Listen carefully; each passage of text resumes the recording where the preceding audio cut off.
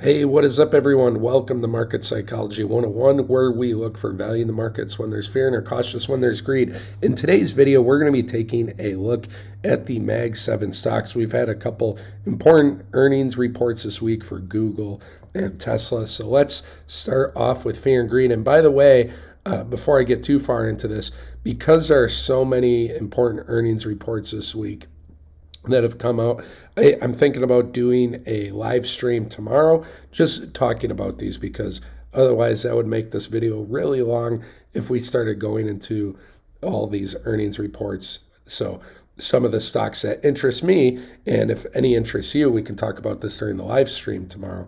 But stocks such as 3M, Chipotle, IBM, AT&T, some of the airline stocks, of course, Visa. There's a lot to go over, so stay tuned for tomorrow. Anyway, starting off with fear and greed, CNN, we are down into fear. And as I was previewing some of the Mag 7 stocks, there has been a little bit of a pullback. We'll talk about that. And as far as pie vesting, we're still up into greed, but you can see there is this notable downtrend going on. So lower highs or where are these higher lows? But yeah, we'll see where the market goes. And let's get into the Mag 7 stocks. So first, starting off with NVDA. NVIDIA's just been on a tear.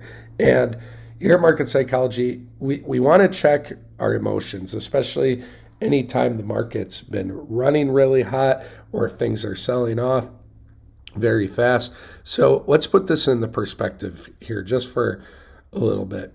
Inside of 616 days, so underneath 2 years, NVIDIA has gone up nearly 1,200%. That is not normal. You would think you were looking at a chart for a crypto right now. So there has been talks about there possibly being a bubble right now for AI stocks. Excuse me, had to hydrate. And maybe. I think we're still not quite in the bubble territory, and we'll take a look at one of our indicators to see where we are on that.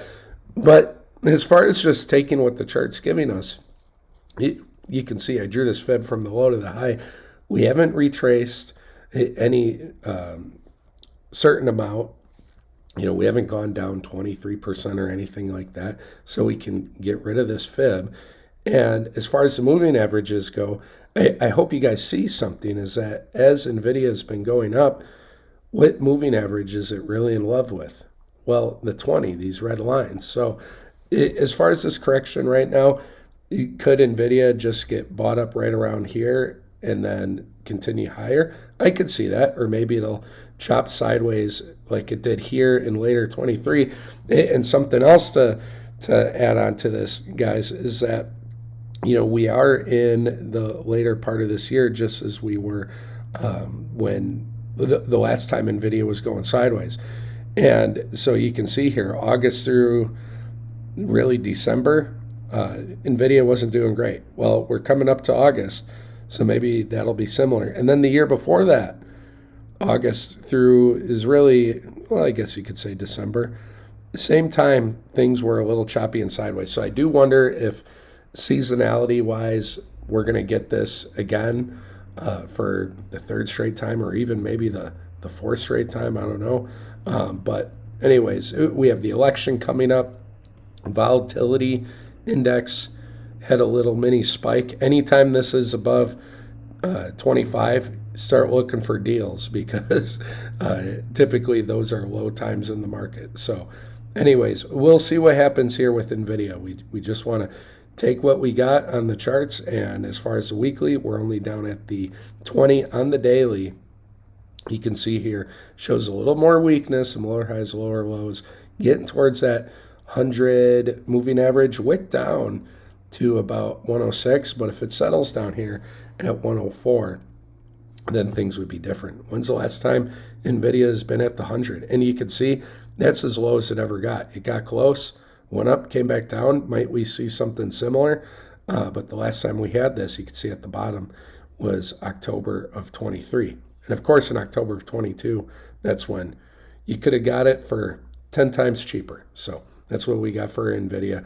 Possibly watch for closer movements to the 100 if you're looking to pick some up. Would I? No, I do think we're in a bubble as far as investing goes. I think NVIDIA is a little overstretched. That's my opinion, though. As far as Microsoft, let's go back out to the weekly. Same thing as NVIDIA, guys. Look at this.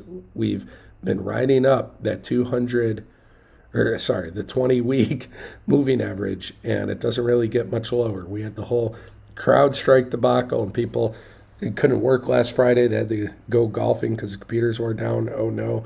But, yeah, maybe we're just going to get a bounce here. This is an important fib level. You can see Microsoft, when we draw a fib from the high to the low, it got up to the 1618 at 434.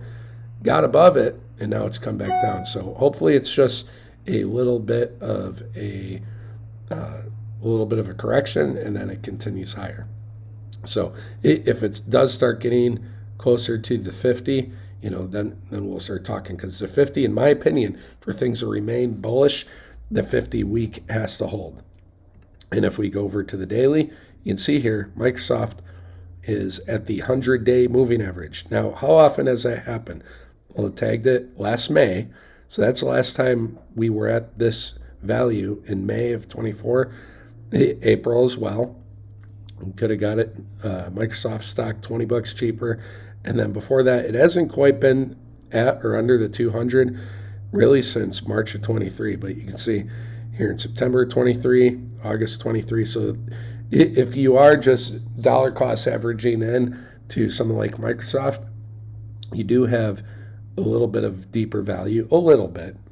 But yeah, it hasn't really gone too far underneath that and been bouncing off the 200-day. So we may see a bounce here. We'll see. Apple. Let's go over to the weekly. And as far as this trend line, we can get rid of that. So I like to say trend lines are only good for as long as they're good for. And Apple, just a little bit of a pullback, but it has had these, what percent is this? It has had these 15% pullbacks, 13%. Let me just say 14. How much were these ones? 25%. So we'll see. Are we going to see something like a 15 to 25% pullback? If we did, because Apple has had this very strong move. Look at how many green weeks it's had there, over 10. So a correction is to be expected. But if it had something like a 15 to 20% pullback, where does that put us? You can see right at the 50-week moving average. So that'd be something to watch for. As we were talking about with NVIDIA and Microsoft, how it really liked the 20-week moving average. Look at Apple. Seems to like the 50 and the 100 a bit more. And should it get to the 100, that was the last time we were talking that possible great deal. So we'll see. Maybe it's just going to get to the 20 and then continue back up. But if it gets underneath that, then I would not blame anyone for getting some value around the 100-week moving average for Apple. And actually, there's one, before we move on, there is another indicator I'd like to take a look at. Let's take a look at the RSI, the Relative Strength Index. I'm curious. So right now, RSI, it is a little bit lower. And so you could argue that there's bearish divergence because the RSI went down. Now it's very minor how it's lower. The base, you can see, even as it's getting lower, the price was getting lower too. So I wouldn't be, saying this is overall bearish divergence quite yet. Something I wanted to show you on NVIDIA. Sorry, I almost forgot. Got ahead of myself. There is a bubble risk indicator that we have back here. And what do we see? Well, the last time that this thing was really popping off was back here and up here. And so it is coming back down to earth. I'm curious what it shows here if we zoom in on it. So yeah, overall the bubble risk indicator isn't quite screaming. Again, overall, I am wondering if there's just going to be increased volatility in the market, and then by the time the election happens or around that time, maybe things will settle. We'll get a last push where things go really high, and then we hit a corrective phase, because we have been going up considerably in all these stocks for the past couple of years, and I am expecting a bigger pullback in the near future. But we'll talk about that in another video. So Amazon, You can see here, again, what do these moving averages, what do these stocks love? And Amazon recently has loved the 100-day moving average, or it's been at better value there. It's also loved the 50 as well. You can see last October it did get down to the 200. So if Amazon gets down to the 200 at around the 170s, the low 170s, might not be the worst area to dollar cost average in. But if we zoom out on the weekly, what does the weekly show us? Well, it's kind of a lot like Microsoft and NVDA. See, it's just been right in the 20s and hasn't really been down there again since last October. So should we get some seasonality like we had the last couple Octobers where things got pretty bad, and if Amazon were to get somewhere around the 100 or 200, might be a decent long-term dollar cost average play. So we'll see. But overall, Amazon, just a little bit of a correction here again. I'm not changing my outlook until we get something a bit further if it's going underneath the 50. As you can see here, remember how I was telling you guys how underneath the 50, that's when things can flip bearish. Here, Amazon was bouncing off the 50, started getting sideways, and then it fell underneath the 50, and it never quite reclaimed it. And until it did, that's when we got bullish again. So right now, it's above the 50, and unless it truly falls underneath that, I wouldn't be too worried, even though there's a lot of red in the market today. I'm not here doing this video to talk about forecasting in the future, but just look at what the market's given us. And right now, it's in this little corrective pattern. Google had earnings reports this week. And even though it probably had decent earnings, I would guess it typically does. I don't know, sometimes they show little metrics down here. But I'd assume it had good earnings. Google is one of my favorite stocks. It came down here to the 20. Now, I think the reason, even if a company has good earnings and goes down, you got to look at the market overall. And if the market's correcting a few percentage points, it's not always that common for individual stocks to go against the grain, even though that does happen time to time. But overall, the market trend is a little bit of a correction right now. Again, maybe we're getting into that seasonality, but Google, what moving average has it loved? Well, here on the weekly, it has liked the 20, but I'd say it likes the 50 even more.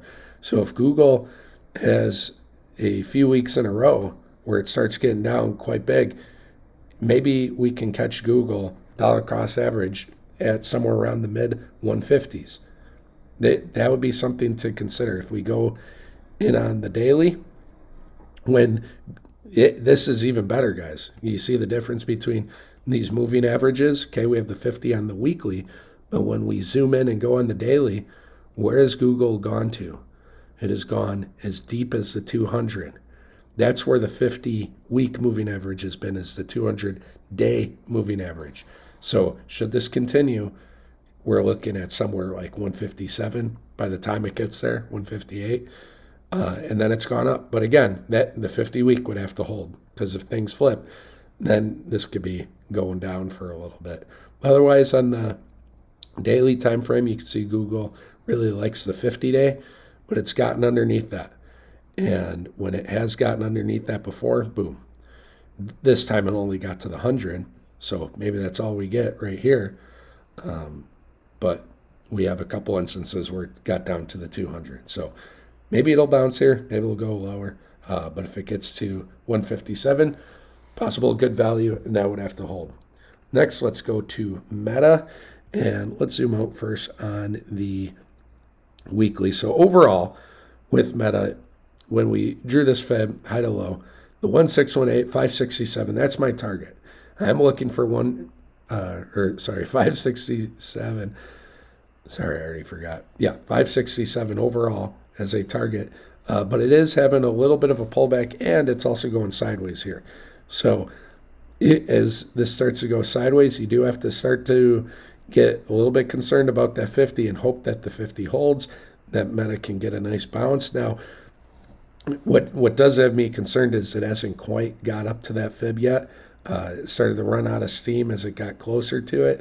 And so maybe it's just going to go sideways. And If it isn't able to gain any strength in the future, it is possible we could see this one start to have a bigger correction. So let's take a look at, but again, talking before we look at the daily, like the other stocks we talked about, Meta has had good bounces off the 20-week moving average the last couple of times. Going over to the daily, do we see anything different? Well, daily wise, as Meta's been in this bull trend, it does like the 50, came down to the 100 here, went through the 50 all the way to the 100. This is the first time Meta is having a little bit more weakness, getting down towards this 200-day at around 435. So we'll see. We'll see if that holds. As this is, like I said, guys, as this has gone sideways and not quite reached its fib, I'm a little bit more concerned over what Meta is showing us. And next, let's go to Tesla. And Tesla, what do we got? Let's zoom out on the weekly. And, we were talking about Tesla back here, how we went out to this is the monthly moving average. And Tesla, when it's been at this 100-month moving average, has tended to have pretty decent sized bounces. And we were talking about that. And you can see monthly gives us a little bit of a different look than the weekly.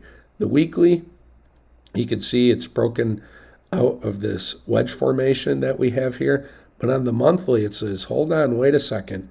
It just shows a wick saying that, hey, maybe this was a fake out. And as things converge by later this year, we'll see what Tesla does. Is it going to have a big move up where it's closing outside of this wedge, or down? And if Tesla gets down underneath this 100-month moving average, things could get really bad for Tesla. We're talking possibly $40-50. I know it sounds crazy, but there are some recession indicators going off. Maybe I can just touch on those a little bit as we finish this video. But I'd be careful of Tesla. On the weekly, you can see here it's been green for 1, 2, 3, 4, 5, 6, 7, 8, 9, almost 10 weeks. Has this big long-legged doji. It's also struggling around the 618 fib. Not quite closing and finishing above it. You can see even here when it was at the 618, tried getting higher, and each time it couldn't. It was losing steam, going lower and lower. And right now it's testing that 618 fib again. And unlike these times before, it's not even closing above. So long-legged dojis usually indicate strong moves coming either way, up or down. But if it goes up and gets up here, I'll change my tune. If it gets up towards the 300s. But if it goes down, I would continue to worry, especially, and this is what my gut says with seasonality, but you never know. This is something I would be concerned about. And as far as seasonality, I mean, let's go back even further. I mean, this is March of 2020, and yeah, that was COVID times. You can see Tesla. That was the last time before recently that it got down to as low a value, around the 100-week moving average. So something to watch for recessions, at least an indicator. One I'm keeping an eye on, and there's many out there, but this is the U.S. 10-year versus 2-year.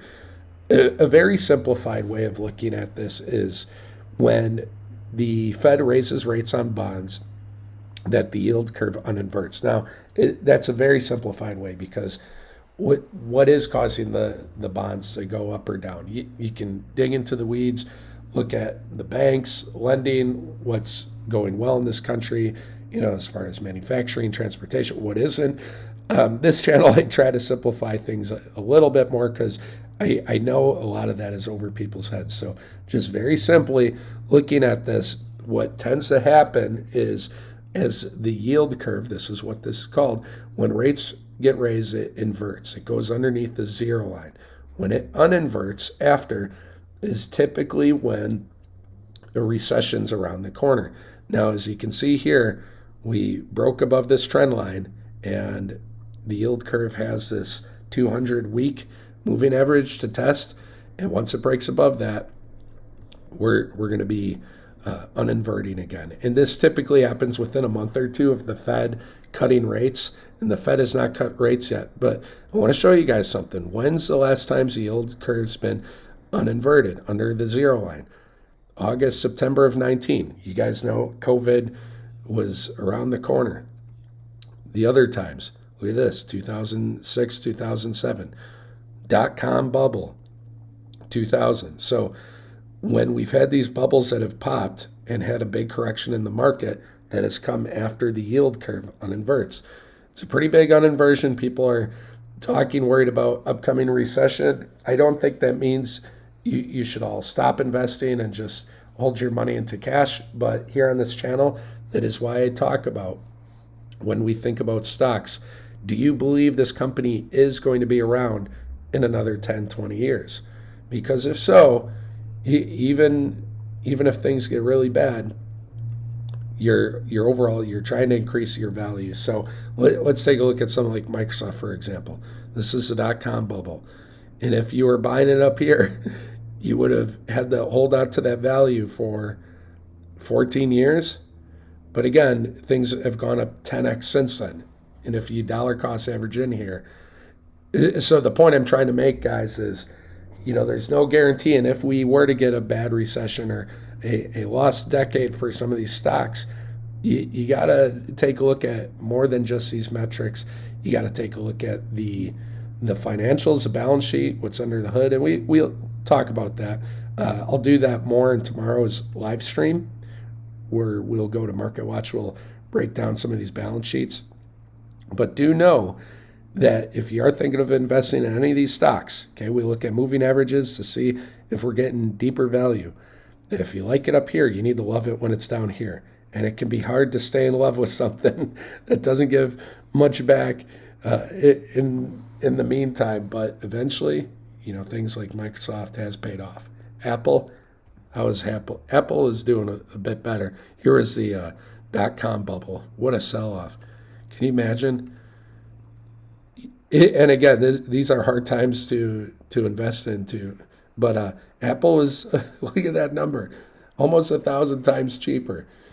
So here at Market Psychology, we want to, again, take our emotions out of it. Yeah, things can suck. And you can be getting historically amazing values. So should a recession come in, I don't know, a year, 2 years, whenever, you want to be ready for that right now. Make a plan right now so you're able to pounce on the amazing discounted values that are coming in the market. Should something like this happen. I'm not saying Apple's going to go down 80% or this was a great financial crisis or 60%. Maybe all we get is a 50% correction. Who knows? Or a 40% correction. But if Apple does have a big correction, last time it had a 30% correction. When some of these big stocks that you love right now, if they're getting 30% corrections plus, not financial advice, but maybe think about pouncing on that value, whether it's 30, 40, 50, 60%. So anyways, guys, hope you enjoyed the video. Excited about doing the live stream tomorrow. I know a lot of you guys like watching this channel for the crypto insight. I'll talk about crypto. I'll take requests if you guys want me to take a look at any coins available on Coinbase or Bitcoin mining stocks. But we will be talking about some less volatile long-term value stocks. Should we be able to get some great value from crypto, maybe an alt season sometime in the near future? I hope. We'll see.